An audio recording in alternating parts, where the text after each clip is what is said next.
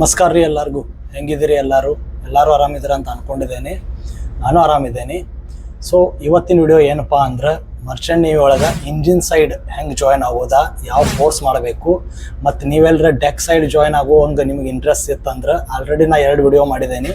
DNS ಮತ್ತು BSc nautical science ಎರಡೂದ್ರದ್ದು link ಏನೈತಲ್ಲ description ಒಳಗೆ ಐತಿ. ಆ ವಿಡಿಯೋಗಳನ್ನ ನೋಡ್ಬೋದು. ಸೊ ಇವತ್ತಿನ ವಿಡಿಯೋ ಒಳಗೆ ನಾ BE ಮರೀನ್ ಇಂಜಿನಿಯರಿಂಗನ್ನು ಹೆಂಗೆ ಜಾಯ್ನ್ ಆಗೋದಾ, ಫೀಸ್ ಎಷ್ಟು, ಯಾವ ಕಾಲೇಜ್ ಬೆಸ್ಟ್ ಇದಾವೆ, ಪ್ಲೇಸ್ಮೆಂಟ್ ಯಾರು ಕೊಡ್ತಾರೋ, ಆ್ಯಂಡ್ ದೆನ್ ಮತ್ತು ಏನೇನೈತಲ್ಲ ಅದೆಲ್ಲನೂ ಹೇಳಾದೀನಿ. ಸೊ ವಿಡಿಯೋನ ಪೂರ್ತಿ ನೋಡಿರಿ. ಮತ್ತು ಚಾನಲ್ ನೀವೇನಾರ ಹೊಸವಾಗಿದ್ರೆ ಪ್ಲೀಸ್ ಚಾನಲ್ನ ಸಬ್ಸ್ಕ್ರೈಬ್ ಮಾಡಿಕೊಡ್ರಿ. ಸೊ ನಡ್ರಿ ಸ್ಟಾರ್ಟ್ ಮಾಡೋಣ. So BE marine engineering join ಆಗಬೇಕಂದ್ರೆ ನಮ್ಮ ಕ್ವಾಲಿಫಿಕೇಷನ್ ಮತ್ತು ಏಜ್ ಕ್ರೈಟೇರಿಯಾ ಎಷ್ಟಿರಬೇಕು. ಕ್ವಾಲಿಫಿಕೇಷನ್ ಏನೈತಲ್ಲ, ಫಸ್ಟ್ ನಿಮ್ಮದು PUC ಸೈನ್ಸ್ ಆಗಿರಬೇಕು. PUC ಸೈನ್ಸ್ ಒಳಗೆ ನಿಮ್ಮ PCM 3 ಸಬ್ಜೆಕ್ಟ್ ಕೂಡಿ 60ಗಿಂತನೂ ಜಾಸ್ತಿ ಪರ್ಸೆಂಟೇಜ್ ಇರಬೇಕು. ಲೈಕ್ ಫಿಸಿಕ್ಸ್, ಕೆಮಿಸ್ಟ್ರಿ, ಮ್ಯಾಥ್ಸ್ ಏನಿದಾವಲ್ಲ, ಒಂದೊಂದು ಸಬ್ಜೆಕ್ಟ್ ಒಳಗೆ 60 ಮಾರ್ಕ್ಸ್ ಇದ್ದು ಅಂದ್ರೆ ನಿಮ್ಮ ಪರ್ಸೆಂಟೇಜ್ ಏನೈತಲ್ಲ 60ಗಿಂತನೂ ಜಾಸ್ತಿ ಆಗ್ತೈತಿ. And then PUC science 12th ಒಳಗೆ ಇಂಗ್ಲೀಷ್ ಸಬ್ಜೆಕ್ಟ್ ಒಳಗೆ 50ಗಿಂತನೂ ಮಾರ್ಕ್ಸ್ ಜಾಸ್ತಿ ಇರಬೇಕು. ಆ್ಯಂಡ್ ದೆನ್ SSLC ಒಳಗೂ ನಿಮ್ಮ ಮಾರ್ಕ್ಸ್ ಏನೈತಲ್ಲ 50ಗಿಂತನೂ ಜಾಸ್ತಿ ಇರಬೇಕು ಇಂಗ್ಲೀಷ್ ಸಬ್ಜೆಕ್ಟ್ ಒಳಗೆ. ಇದೇನೈತಲ್ಲ ಇದೊಂದು ಬೇಸಿಕ್ ಕ್ವಾಲಿಫಿಕೇಷನ್ ಆಗಿರಬೇಕು. ಆ್ಯಂಡ್ ದೆನ್ ಏಜ್ ಕ್ರೈಟೇರಿಯಾ ಏನೈತಲ್ಲ, ನೀವು ಜನರಲ್ ಕಡೆಗಾರಿದವ್ರು ಆಗಿದ್ರೆ ಅಂದ್ರೆ ನಿಮ್ಮ ಏಜ್ 18ರಿಂದ 25 ಆಗಿರಬೇಕು. ಆ್ಯಂಡ್ ದೆನ್ OBC ಕ್ಯಾಟಗರಿದ ಅಂತ ಇದ್ರಂದ್ರೆ 18ರಿಂದ 27 ಆಗಿರಬೇಕು. And then SC ST category ಆಗಿತ್ತಂದ್ರೆ 18ರಿಂದ 30 ಲಾಸ್ಟ್ ಏಜ್. ಇದೇನೈತಲ್ಲ ಇದೆಲ್ಲ ಪೂರ್ತಿ ಬಾಯ್ಸ್ ಇದೆ. ಆ್ಯಂಡ್ ದೆನ್ ಗರ್ಲ್ಸಿಗೆ ಏನೈತಲ್ಲ 2 ವರ್ಷ ಎಕ್ಸ್ಟೆಂಡ್ ಆಗ್ತೈತೆ. ಲೈಕ್ ಜನರಲ್ ಕ್ಯಾಟಗರಿ ಏನೈತಲ್ಲ ಇವರಿಗೆ 18ರಿಂದ 27. ಆ್ಯಂಡ್ ದೆನ್ OBC ಕ್ಯಾಟಗರಿ ಏನೈತಲ್ಲ ಇವರಿಗೆ 18ರಿಂದ 30. And then SC ST category ಏನೈತಲ್ಲ ಇವರಿಗೆ 18ರಿಂದ 35. ಇದೇನೈತಲ್ಲ ಲಾಸ್ಟ್ ಏಜ್ ಆಗ್ತೈತಿ ಫಾರ್ ಗರ್ಲ್ಸ್. ಸೊ ಇದೇನೈತಲ್ಲ ಕ್ವಾಲಿಫಿಕೇಷನ್ ಮತ್ತು ಏಜ್ ಕ್ರೈಟೇರಿಯಾ ಆಯಿತು. So BE marine engineering join ಆಗಬೇಕಂದ್ರೆ ಫಸ್ಟ್ ನೀವು ಒಂದು ಎಕ್ಸಾಮ್ ಬರೀಬೇಕಾಗ್ತೈತಿ. ಯಾವುದಂದ್ರೆ IMU CET ಅಂತ ಹೇಳಿ ಒಂದು ಎಕ್ಸಾಮ್ ಬರೀಬೇಕಾಗ್ತೈತಿ. ಇದೊಂದು ಬೇಸಿಕ್ ಲೈಕ್ ಎಂಟ್ರೆನ್ಸ್ ಟೆಸ್ಟ್. ಇದು ಯಾಕೆ ಬರೀಬೇಕಂದ್ರೆ ನಿಮ್ಗೆ ನಾಳೆ ಪ್ಲೇಸ್ಮೆಂಟ್ ಚಲೋ ಸಿಗಬೇಕು ಮತ್ತು ಯಾವುದಾದ್ರೂ ಬೆಸ್ಟ್ ಕಾಲೇಜ್ ಸಿಗಬೇಕಂದ್ರೆ IMU CET ಎಕ್ಸಾಮ್ ಅಟೆಂಡ್ ಮಾಡಬೇಕಾಗ್ತೈತಿ. ಸೊ IMU CET ಎಕ್ಸಾಮ್ ಏನೈತಲ್ಲ ಇದು ಏಪ್ರಿಲ್ ಇಲ್ಲಾಂದ್ರೆ ಮೇ ಒಳಗೆ ಎಕ್ಸಾಮ್ ಇರ್ತಾವಿವ. ಮತ್ತು ಈ ಎಕ್ಸಾಮ್ ಬರಿಬೇಕಂದ್ರೆ ಫಸ್ಟ್ ನೀವು ಒಂದು ಅಪ್ಲಿಕೇಶನ್ ಹಾಕಬೇಕಾಗ್ತೈತೆ ಆನ್ಲೈನ.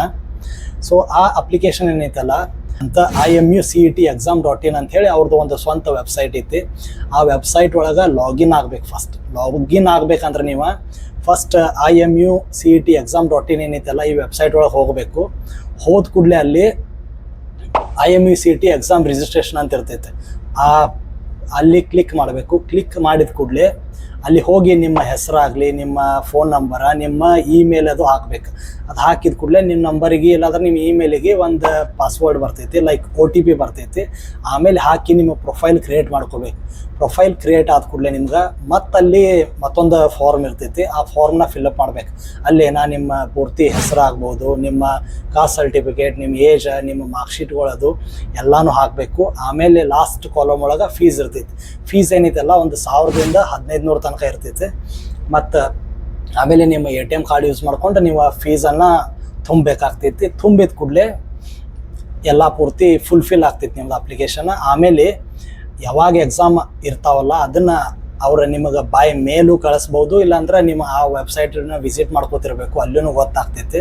ಮತ್ತು IMU CET ಏನೈತಲ್ಲ ಇದೊಂದು 200 ಮಾರ್ಕ್ಸ್ ಅಂತ ಒಂದು ಎಕ್ಸಾಮ್ ಇರ್ತೈತಿ. ಇದ್ರೊಳಗೆ ಏನೈತಿ physics, chemistry, maths, then English ಮತ್ತು ಜನರಲ್ ಆ್ಯಪ್ಟಿಟ್ಯೂಡ್, ಜನರಲ್ ನಾಲೆಜ್, ಹಿಂಗೆ ಒಂದು 6 ಸಬ್ಜೆಕ್ಟ್ ಟೋಟಲ್ ಎಲ್ಲ ಕೂಡಿಸಿ ಒಂದು 200 ಮಾರ್ಕ್ಸದ್ದು ಎಕ್ಸಾಮ್ ಇರ್ತೈತಿ. ಈ ಎಕ್ಸಾಮ್ ಏನಿರ್ತೈತಲ್ಲ ಒಂದು 200 ಕ್ವಶನ್ ಇರ್ತಾವೆ. ಅಂದರೆ 200 ಮಾರ್ಕ್ಸ್ ಎಕ್ಸಾಮ್ ಇರ್ತೈತಿ ಟೋಟಲ್. ಇದ್ರೊಳಗೆ ಏನಂದ್ರೆ ಫಿಸಿಕ್ಸ್ ಒಂದು 50 marks, maths 50 marks, and then 20 marks chemistry, and 40 marks English, and ಒಂದು 25 ಮಾರ್ಕ್ಸ್ ಜನರಲ್ ಆ್ಯಪ್ಟಿಟ್ಯೂಡ, ಮತ್ತು ಒಂದು 25 ಮಾರ್ಕ್ಸ್ ಜನರಲ್ ನಾಲೆಜ್. ಹಿಂಗೆ ಟೋಟಲ್ ಒಂದು 200 ಕ್ವಶನ್ಸ್ ಇರ್ತಾವೆ. ಮತ್ತು 3 ಗಂಟೆ ಒಂದು ಎಕ್ಸಾಮ್ ಇರ್ತೈತಿ.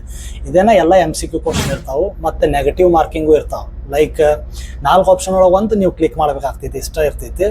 ಮತ್ತೇನಂದ್ರೆ ನೀವು ಎಲ್ಲರೇ 4 ಆನ್ಸರ್ ತಪ್ಪಾದು ಅಂದ್ರೆ ನೀವು 1 ಮಾರ್ಕ್ಸ್ ಆಟೋಮೆಟಿಕ್ ಕಮ್ಮಿ ಆಗ್ತೈತಿ, ಅಂದರೆ ಕಟ್ ಮಾಡ್ತಾರೆ ಅವ್ರು. ಅಂದರೆ ಇದೇನಿಲ್ಲ ಇದು ನೆಗೆಟಿವ್ ಮಾರ್ಕಿಂಗ್ ಹಿಂಗೆ ಇರ್ತೈತಿ. ಆ್ಯಂಡ್ ದೆನ್ ಇದು ಎಕ್ಸಾಮ್ ಏನು ಇರ್ತೈತಲ್ಲ ಆನ್ಲೈನ್ ಇರ್ತೈತಿ. ಆ್ಯಂಡ್ ದೆನ್ ಈ IMU CET ಒಳಗೆ ರ್ಯಾಂಕ್ ಎಷ್ಟು ಬಂದರೆ ಚಲೋ ಅಂದ್ರೆ, ಈಗ ತಿಳ್ಕೊಳ್ರಿ, ಈ ವರ್ಷ ಏನಿತ್ತಲ್ಲ 2025 140 ಮಾರ್ಕ್ಸ್ ಹೈಯೆಸ್ಟ್ ಇತ್ತು. ಇವ್ರು ಎಲ್ಲ 140 ಮಾರ್ಕ್ಸ್ ಏನು ತೊಗೊಂಡಾರಲ್ಲ ಇವರು ಎಲ್ಲನೂ ರ್ಯಾಂಕ್ 2 ಡಿಜಿಟ್ ಒಳಗೆ ಬಂದಿದ್ದು. 70,000 to 80,000 ಪೀಪಲ್ ಎಕ್ಸಾಮ್ ಬರೆದಿದ್ರು. ಅದ್ರೊಳಗೆ 140 ಮಾರ್ಕ್ಸ್ ತೊಗೊಂಡವ್ರು ಏನಿತ್ತಿಲ್ಲ ಇವ್ರದ್ದೆಲ್ಲನೂ ರ್ಯಾಂಕ್ 2 ಅಂದರೆ 2 ನಂಬರ್ ಒಳಗೆ ಬಂದಿತ್ತು. ಅಂದರೆ ಏನೋ 100 ಒಳಗೆ ಇದ್ದು ಇವರೆಲ್ಲರೂ. ಸೊ ಇದಕ್ಕೆ ಇದು ಅಂತ ಏನು ಕಟಪ್ ಇರೋಂಗಿಲ್ಲ, ಲೈಕ್ ಇಷ್ಟ ಮಾರ್ಕ್ಸ್ ಬೀಳಬೇಕು ಹಂಗೆ ಹಿಂಗೆ ಅಂಥೇಳಿ ಡಿಪೆಂಡ್. ಯಾರು ಎಷ್ಟಕ್ಕೆ ಹೋಗಿ ನಿಂದಿರ್ತೈತಿ ಅದು ಯಾರಿಗೂ ಗೊತ್ತಿರೋಂಗಿಲ್ಲ. ಬಟ್ ಎಲ್ಲನೂ ನೀವು ಎಷ್ಟು ನಿಮ್ದು ಎಫರ್ಟ್ ಹಾಕ್ತಿರಲ್ಲ ಅದ್ರ ಮ್ಯಾಗ. ಸೊ ಇದೇನೈತಲ್ಲ IMU CET ಆಯಿತು. So BE marine engineering join ಆಗಬೇಕಾದ್ರೆ ಯಾವೆಲ್ಲ ಕಾಲೇಜ್ ಬೆಸ್ಟ್ ಇದಾವೆ ಮತ್ತು ಎಲ್ಲೆಲ್ಲಿ ಫ್ರೀ ಪ್ಲೇಸ್ಮೆಂಟ್ ಐತಿ. ಸೊ ಫಸ್ಟ್ ಏನೈತಲ್ಲ IMU ಅಂತ ಒಂದು ಇಂಡಿಯನ್ ಮರೀನ್ ಯೂನಿವರ್ಸಿಟಿ ಏನೈತಲ್ಲ, ಇದು ಇಂಡಿಯನ್ ಗೌರ್ಮೆಂಟ್ ಇವ್ರನ್ನ 3 ಕಾಲೇಜ್ ಇದಾವೆ ಟೋಟಲ್. 3 ಕಾಲೇಜ್ ಅಂದ್ರೆ ಒಂದು ಏನೈತಲ್ಲ IMU ಕೋಲ್ಕತ್ತಾ, ಇದು ಕಲ್ಕತ್ತಾ ಒಳಗೈತಿ. ಆ್ಯಂಡ್ ದೆನ್ IMU ಮುಂಬೈ, ಇದೇನೈತಲ್ಲ ಮುಂಬೈ ಒಳಗೈತಿ. ಆ್ಯಂಡ್ ದೆನ್ IMU ಚೆನ್ನೈ, ಇದೇನೈತಲ್ಲ ಚೆನ್ನೈ ಒಳಗೈತಿ, ಅಂದ್ರೆ ತಮಿಳ್ನಾಡು ಒಳಗೈತಿ. ಸೊ ಇವೇನಿದಾವಲ್ಲ ಟೋಟಲ್ 3 ಕಾಲೇಜ್ ಏನಿದಾವಲ್ಲ ಇವ 3 ಗೋರ್ಮೆಂಟ್ ಕಾಲೇಜ್.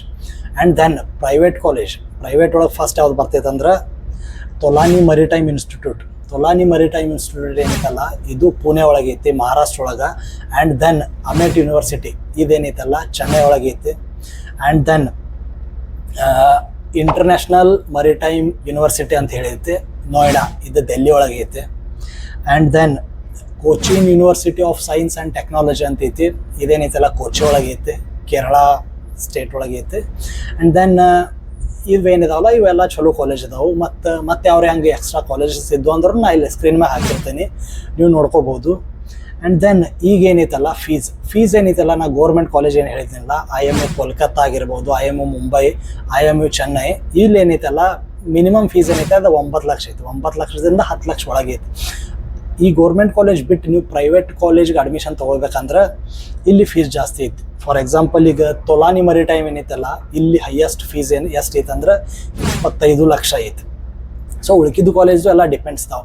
ಈಗ ಫಾರ್ ಎಕ್ಸಾಂಪಲ್ ಅಮೇಟ್ ಕಾಲೇಜ್ ಏನೈತಲ್ಲ ಚೆನ್ನೈ ಒಳಗೆ ಇದು 10 ರಿಂದ 12 ಲಕ್ಷ ಒಳಗೆ ಐತಿ.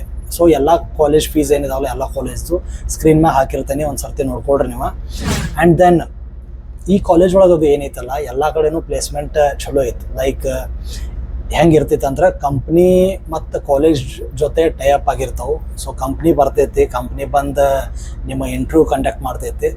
ಇಂಟರ್ವ್ಯೂ ಕಂಡಕ್ಟ್ ಆದ ಕೂಡಲೇ ನೀವು ಇಂಟರ್ವ್ಯೂನ ಅಟೆಂಡ್ ಮಾಡಿ ಆಮೇಲೆ ನಿಮಗೆ ಜಾಬ್ ಸಿಗ್ತೈತೆ. ಸೊ ಫಸ್ಟ್ ಕಾಲೇಜ್ ಕಲಿಬೇಕು, ಕಾಲೇಜ್ ಕಲಿತು ಲಾಸ್ಟ್ ಸೆಮ್ ಒಳಗೆ ನಿಮ್ಮ ಇಂಟರ್ವ್ಯೂ ಕಂಡಕ್ಟ್ ಆಗ್ತಾವೆ, ಈ ಟೈಪ್ ಇರ್ತೈತಿ.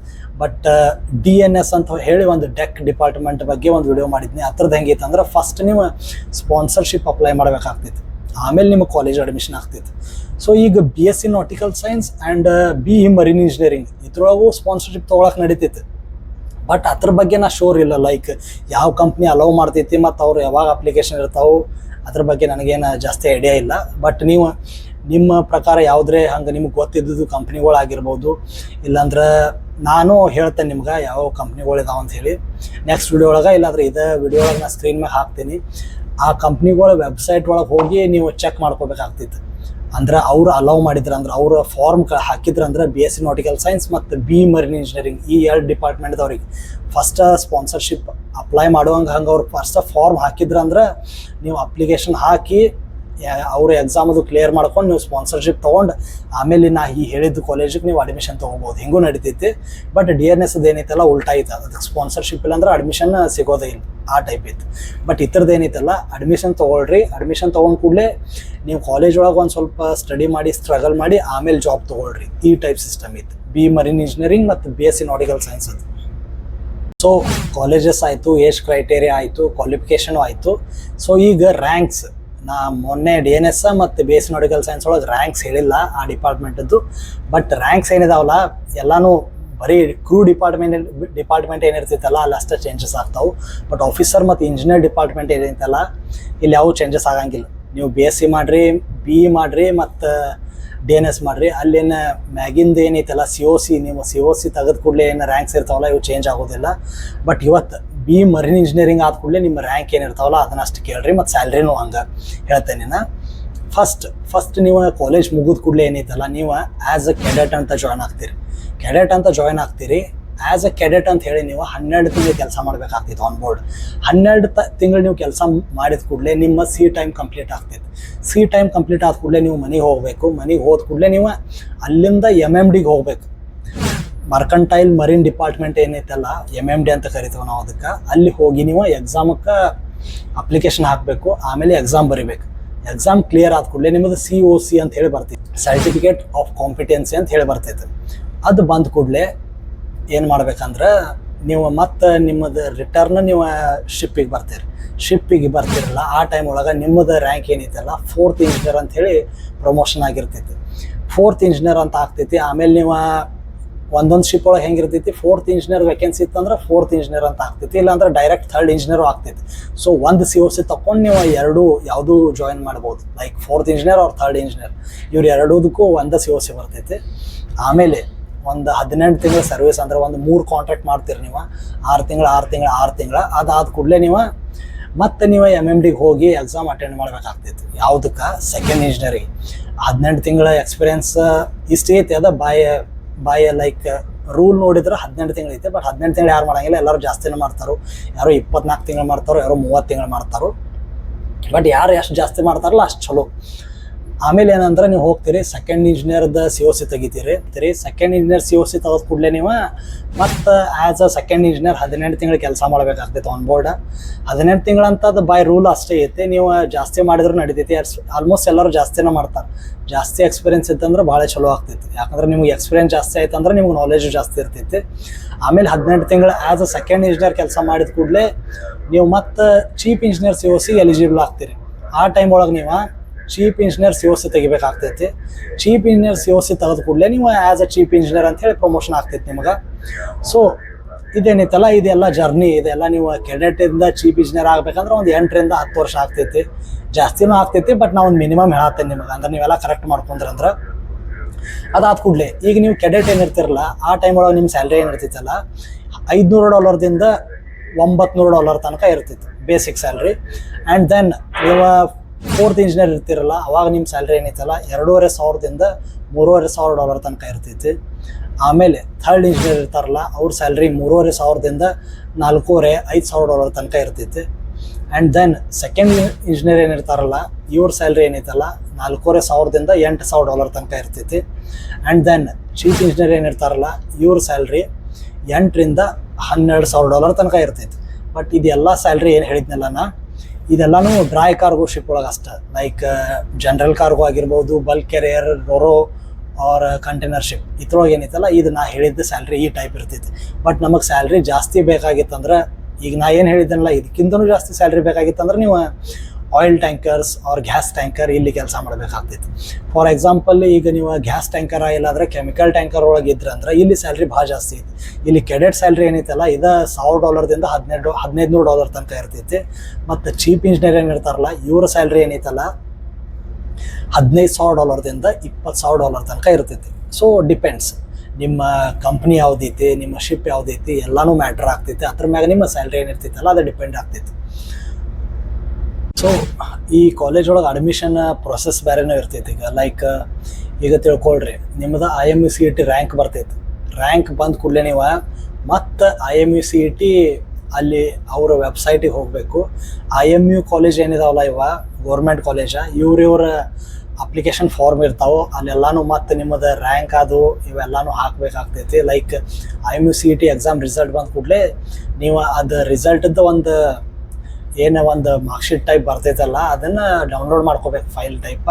ಆಮೇಲೆ ಮತ್ತು ಅಪ್ಲೋಡ್ ಮಾಡಿ ನಿಮ್ಮ ಉಳಿದಿದ್ದೆಲ್ಲ ಡಾಕ್ಯುಮೆಂಟೇಷನ್ ಅಪ್ಲೋಡ್ ಮಾಡಿ ಆಮೇಲೆ ಅವ್ರು ನಿಮಗೆ ಕಾಲ್ ಮಾಡ್ತಾರೋ ಇಲ್ಲಾಂದ್ರೆ ಅವ್ರು ನಿಮಗೆ ಮೇಲ್ ಮಾಡ್ತಾರೋ ಅವ್ರ ಹತ್ರ ಸಂಬಂಧ ನೀವು ವೇಟ್ ಮಾಡಬೇಕಾಗ್ತೈತಿ. ಮತ್ತು ಇವು ಪ್ರೈವೇಟ್ ಕಾಲೇಜ್ ಏನಿದಾವಲ್ಲ ಲೈಕ್ ಅಮೆಟ್ ಆಗಲಿ ಆ್ಯಂಡ್ ದೆನ್ ತೊಲಾನಿ ಆಗಲಿ ಇವ್ರು ಏನಿದಾವಲ್ಲ ಇವರು ಸ್ವಂತ ವೆಬ್ಸೈಟ್ ಏನಿದಾವಲ್ಲ ಕಾಲೇಜ್ದು ಇಲ್ಲಿ ಹೋಗಿ ಇವ್ರ ಫಾರ್ಮ್ ಬಿಟ್ಟಿರ್ತಾರೋ ಆ ಫಾರ್ಮ್ಗಳನ್ನ ಫಿಲಪ್ ಮಾಡಿ ಅವ್ರವ್ರದ್ದು ಮತ್ತೇನು ಸಿಸ್ಟಮ್ ಇರ್ತೈತಲ್ಲ, ಲೈಕ್ ಅಲ್ಲಿ ಎಕ್ಸಾಮದು ಅಟೆಂಡ್ ಆಗ್ತಾವೆ, ಇಂಟರ್ವ್ಯೂ ಆಗ್ತಾವೆ, ಆ್ಯಂಡ್ ದೆನ್ ಮೆಡಿಕಲ್ ಆಗ್ತೈತಿ. ಇದೆಲ್ಲನೂ ಮುಗಿಸ್ಕೋಬೇಕಾಗ್ತೈತಿ. ಆಮೇಲೆ ಎಲ್ಲ ಆದ ಕೂಡಲೇ ನಿಮ್ಮ ಫೀಸ್ ಬಗ್ಗೆ ಆಗಲಿ ಇದೆಲ್ಲನೂ ಮಾತಾಡ್ತಾರವ್ರ. ಮತ್ತು ಫೀಸ್ ಏನೈತಲ್ಲ ಎಲ್ಲ ಕ್ಯಾಟಗರಿ ವೈಸ್ ಬೇರೆ ಬೇರೆ ಏನೋ ಆಗ್ತೈತಿ. ಲೈಕ್ ರಿಸರ್ವೇಷನ್ ಇತ್ತಂದ್ರೆ ಅವ್ರಿಗೆ ಮತ್ತು ಕಮ್ಮಿ ಆಗ್ತೈತಿ. ಸೊ ಇದೆಲ್ಲ ಹಿಂಗೆ ಸಿಸ್ಟಮ್ ಐತೆ ಅಡ್ಮಿಷನ್ದ.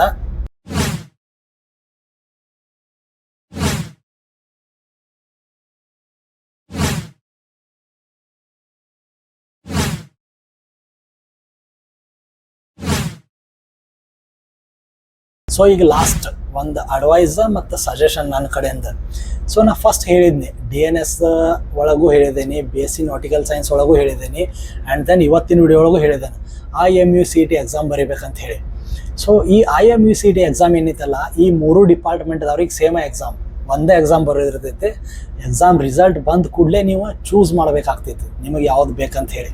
ಸೊ ಎಸ್ಪೆಷಲಿ ಜಾಸ್ತಿ ಜನ ಏನು ಮಾಡ್ತಾರೆ ಅಂದ್ರೆ ಅಪ್ಲಿಕೇಶನ್ ಹಾಕೋತ್ನಾಗ 3 ಡಿಪಾರ್ಟ್ಮೆಂಟಿಗೆ ಹಾಕಿರ್ತಾರೆ. ಲೈಕ್ ಸ್ಪಾನ್ಸರ್ಶಿಪ್ ಬಂತಂದ್ರೆ DNS ಜಾಯ್ನ್ ಆಗ್ತಾರೆ, ಸ್ಪಾನ್ಸರ್ಶಿಪ್ ಇಲ್ಲಾಗಿತ್ತಂದ್ರೆ BSc ನಾಟಿಕಲ್ ಸೈನ್ಸ್ ಜಾಯ್ನ್ ಆಗ್ತಾರೆ, ಮತ್ತು ಇಂಜಿನ್ ಸೈಡ್ ಒಳಗೆ ಯಾರಿಗೆ ಇಂಟ್ರೆಸ್ಟ್ ಐತಲ್ಲ ಅವರು ಮರಿನ್ ಇಂಜಿನಿಯರಿಂಗ್ ಜಾಯ್ನ್ ಆಗ್ತಾರೆ. ಸೊ ನಿಮಗೂ ಹಂಗೆ ಅಲ್ರಿ, ಯಾವುದು ನಮಗೆ ಯಾವುದು ಪ್ರಾಬ್ಲಮ್ ಇಲ್ಲಪ್ಪ, ಮತ್ತು ನನಗೆ ಮರೀನ್ ಮರ್ಷನ್ ನೇವಿ ಒಳಗೆ ಜಾಯ್ನ್ ಆಗೋದೈತಿ ಏನೋ ಮಾಡಿ, ಹಂಗೆ ನಿಮಗೆ ಹಂಗೆ ಆ ಟೈಪ್ ಇತ್ತಂದ್ರೆ ನಿಮ್ಮದು ಇಂಟೆನ್ಷನ್, ನೀವು ಹಂಗೆ ಮಾಡ್ಬೋದು. ಲೈಕ್ IMUCET ರಿಸಲ್ಟ್ ಬಂದ ಕೂಡಲೇ ನೀವು DNS and then BSc nautical science ಮತ್ತು ಮರಿನ್ ಇಂಜಿನಿಯರಿಂಗ್ 3 ಡಿಪಾರ್ಟ್ಮೆಂಟಿಗೆ ನೀವು ಅಪ್ಲಿಕೇಶನ್ ಹಾಕ್ಬೋದು. ಆಮೇಲೆ ಯಾವುದಕ್ಕೆ ಸೀಟ್ ಸಿಗ್ತಿತ್ತಲ್ಲ ಅದನ್ನು ನೀವು ಕಲಿಬೋದು, ಹಂಗೆ ಯಾವುದೂ ಲೈಕ್ ಪ್ರಾಬ್ಲಮ್ ಇಲ್ಲ. ಆ್ಯಂಡ್ ದೆನ್ ಮತ್ತೊಂದು ಸ್ವಲ್ಪ ಜನ ಕಮೆಂಟು ಹಾಕಿದ್ದಾರೆ ಈಗ ನನಗೆ, ಲೈಕ್ ಕೋಚಿಂಗ್ ಸೆಂಟ್ರ್ ಕರ್ನಾಟಕ ಒಳಗೆ ಎಲ್ಲಿದಾವೆ ಅಂಥೇಳಿ. ಕರ್ನಾಟಕ ಒಳಗೆ ನನಗೆ ಗೊತ್ತಿಲ್ಲ, ಬಟ್ ಮುಂಬೈ ಒಳಗೆ ಅದು ಇದಾವೆ. ಮತ್ತು ಏನಂದರೆ ಕೋಚಿಂಗ್ ಸೆಂಟರ್ ಒಳಗೆ ಕಲಿತು ಅಷ್ಟೇನು ಉಪಯೋಗ ಆಗೋದಿಲ್ಲ ಅಂತದ್ದು, ಯಾಕಂದ್ರೆ ನಿಮ್ಮದು ನೀವೇನು 12th ಒಳಗೆ ಕಲ್ತಿದ್ದೀರಲ್ಲ ಅದೇ ಇರ್ತೈತೆ ಅಲ್ಲಿ, ಮತ್ತೊಂದು ಸ್ವಲ್ಪ ಬೇಸಿಕ್ ಇರ್ತದೆ ಅಷ್ಟೇ. ಸೊ ನೀವು ಮನೆಯೊಳಗೆ ಕುಂತು ಅಭ್ಯಾಸ ಮಾಡ್ಬೋದು. ಆನ್ಲೈನು ಒಂದು ಸ್ವಲ್ಪ ಜನ ಕಲಿಸ್ತಾರೋ, ಫ್ರೀ ಒಳಗಿತ್ತಂದ್ರೆ ಅಷ್ಟೇ ಕಲೀರಿ, ಯಾಕಂದ್ರೆ ಅವ್ರ ಫೀಸ್ ಜಾಸ್ತಿ ಇದಾವೆ. 10,000 12,000 ಹಿಂಗೆ ಪ್ರತಿ ಬ್ಯಾಚಿಗೆ ಫೀಸ್ ತೊಗೊಳತ್ತಾರ ಅವ್ರ. ನೀವು ಅಫೋರ್ಡ್ ಮಾಡ್ತಿದ್ರಂದ್ರೆ ಪ್ಲೀಸ್ ನೀವು ಅವ್ರ ಕ್ಲಾಸ್ಗಳನ್ನ ಅಟೆಂಡ್ ಮಾಡಿ ಕಲಿಬೋದು. ಆ್ಯಂಡ್ ದೆನ್ ಮತ್ತೊಂದು ಸ್ವಲ್ಪ ಜನ ಕಮೆಂಟ್ ಹಾಕಿದ್ದಾರೆ ನನಗೀಗ, ಲೈಕ್ ಮೆಕ್ಯಾನಿಕಲ್ ಇಂಜಿನಿಯರಿಂಗ್ ಆದವ್ರು, ಯಾವುದಾ ಮೆಕ್ಯಾನಿಕಲ್ ಇಂಜಿನಿಯರಿಂಗ್ ಡಿಗ್ರಿ ಏನಾಗೈತಲ್ಲ ಅವರಿಗೆ ಮತ್ತೊಂದು ಕೋರ್ಸ್ ಬರ್ತೈತಿ GME ಅಂಥೇಳಿ, 1 ವರ್ಷದ ಗ್ರ್ಯಾಜುಯೇಟ್ ಮರೀನ್ ಇಂಜಿನಿಯರಿಂಗ್ ಅಂಥೇಳಿ, ಅದು ವಿಡಿಯೋ ಬರ್ತೈತಿ, ನೆಕ್ಸ್ಟ್ ವಿಡಿಯೋ ಬರ್ತೈತಿ. ಆ್ಯಂಡ್ ದೆನ್ ಎಲೆಕ್ಟ್ರಿಕಲ್ ಇಂಜಿನಿಯರಿಂಗ್ ಆದವ್ರು ಇವ್ರಿಗೂ ಒಂದು ಸಪ್ರೇಟ್ ಕೋರ್ಸ್ ಬರ್ತೈತಿ. ಅವ್ರದ್ದು ಏನೈತಲ್ಲ ಅವ್ರದ್ದು ಒಂದು ಕೋರ್ಸ್ ಐತಿ, ಯಾವುದಂದ್ರೆ TO ಅಂಥೇಳಿ ಅವ್ರದ್ದು ಒಂದು ಕೋರ್ಸ್ ಐತಿ. ಇದೇನೈತಲ್ಲ ಬರೀ ಒಂದು 4 ತಿಂಗಳದ್ದು ಕೋರ್ಸ್ ಇರ್ತೈತಿ, ಬಟ್ ಇದು ಬೆಸ್ಟ್ ಐತಿ. ಸೊ ಇವು 2 ವಿಡಿಯೋ ಇದಾವಲ್ಲ, ಲೈಕ್ ಮೆಕ್ಯಾನಿಕಲ್ ಇಂಜಿನಿಯರ್ ಮತ್ತು ಎಲೆಕ್ಟ್ರಿಕಲ್ ಇಂಜಿನಿಯರಿಂಗ್, ಇವು 2 ವಿಡಿಯೋ, ಇವಷ್ಟೇ 2 ವಿಡಿಯೋಗಳಿದಾವೆ ಈಗ. ಇವು ಬರ್ತಾವೆ, ಜಲ್ದಿ ಬರ್ತಾವೆ. ಆ್ಯಂಡ್ ದೆನ್ ಮತ್ತೇನಾದರೂ ನಿಮಗೆ ಡೌಟ್ ಇತ್ತಂದ್ರೆ ಮರಿನ್ ಇಂಜಿನಿಯರಿಂಗ್ ಬಗ್ಗೆ, DNS ಬಗ್ಗೆ, ಅವ್ರ BSc ನಾಟಿಕಲ್ ಸೈನ್ಸ್ ಬಗ್ಗೆ ಕಮೆಂಟ್ ಸೆಕ್ಷನ್ ಒಳಗೆ ಹಾಕ್ರಿ. ಮತ್ತು ನೀವೇನರ ಚಾನಲ್ ಹೊಸವಾಗಿದ್ರಂದ್ರೆ ಪ್ಲೀಸ್ ಚಾನಲ್ ಸಬ್ಸ್ಕ್ರೈಬ್ ಮಾಡ್ಕೊಳ್ರಿ. ಮತ್ತು ಏನೋ ಡೌಟ್ ಇದ್ರೂ ಹಾಕ್ರಿ ಕಮೆಂಟ್ ಸೆಕ್ಷನ್ ಒಳಗೆ, ನಿಮ್ಮ ಫ್ರೆಂಡ್ ಜೊತೆ ಶೇರು ಮಾಡಿರಿ. ಆ್ಯಂಡ್ ದೆನ್ ಹೋಪ್ ನಿಮಗೆ ವಿಡಿಯೋ ಅರ್ಥ ಆಗೈತೆ ಅಂತ ಅಂದ್ಕೊಂಡಿದ್ದೇನೆ. ಸೊ ಮತ್ತೆ ಸಿಗೋಣ ಮತ್ತೊಂದು ವಿಡಿಯೋ ಒಳಗೆ. ಜೈ ಹಿಂದ್, ಜೈ ಕರ್ನಾಟಕ.